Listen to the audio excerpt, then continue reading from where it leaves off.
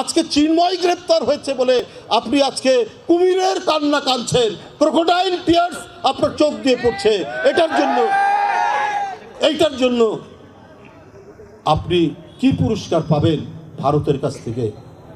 শেখ হাসিনা, আজকে ভারতের পররাষ্ট্র দপ্তর চিন্ময়কে মুক্তি দেওয়ার জন্য বলেন, কারণ ভারতীয় পররাষ্ট্র দপ্তরকে আমি বলি, এই শেখ হাসিনার পোষ্য সন্তান যুবলীগ ছাত্রলীগ যখন কিশোর বিশ্বজিৎকে হত্যা করলো, কই সেদিন তো আমরা ভারতের পররাষ্ট্র দপ্তর থেকে আমরা কোনো স্টেটমেন্ট দেখলাম না।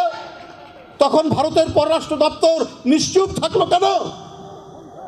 যখন আপনার উত্তর পূর্বাঞ্চলের নদীর বাঁধগুলো ছেড়ে দিলেন, দিয়ে বাংলাদেশের উত্তর পূর্বাঞ্চল ভেসে গেল, ওখানে তো মুসলমানের বাড়ি শুধু ভাসেনি, হিন্দুর বাড়িও ভেসে গেছে। কই সেই দিন তো ভারতের পররাষ্ট্র দপ্তর তাদের কোনো মায়া দয়া তো দেখলাম না।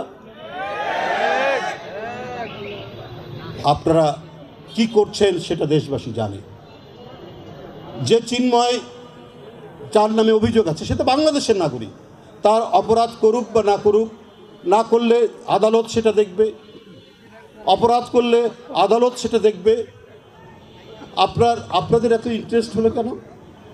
এখানে তো গত আন্দোলনে 2000-এর মতো শিশু, তরুণ, কিশোরকে নির্বিচারে হত্যা করলো যে শেখ হাসিনা, তাকে আপনারা সেখানে আশ্রয় দিলেন। আজকে সার্জিস এবং হাসনাত তারা বলেছে যে তাদের উপর যে আক্রমণ একটা হয়েছে, যে এখানে থাকতে পারে ইসকনের সংযোগ থাকতে পারে, এগুলো কিসের আলামত? এগুলো কি ঘটনা হচ্ছে? আপনারা কি মনে করছেন যে আপনারা পার পেয়ে যাবেন, বাংলাদেশকে অস্থিতিশীল করবেন? এটা তো 18 কোটির দেশ। এই 18 কোটি মানুষের দেশে অস্থিতিশীলতা তৈরি করে আপনারা কিছু করতে পারবেন না।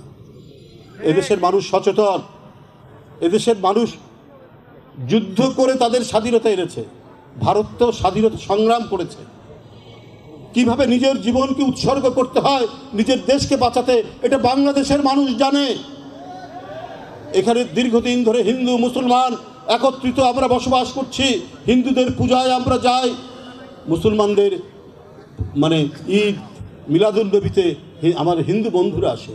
আমাদের এই মিলনের যে ঐতিহ্য, আমাদের এই ভ্রাতৃত্বের ঐতিহ্যকে আজকে ভারতের সাউথ ব্লককে ভেঙে দিতে চাচ্ছেন একমাত্র শেখ হাসিনাকে। তাকে রক্ষা করার জন্য, তাকে বাংলাদেশে প্রেরণের জন্য আপনারা কত ধরনের চক্রান্তের মধ্যে জড়িত আছেন আমরা জানি না, কিন্তু বাংলাদেশের মানুষ এটা ধরে ফেলে।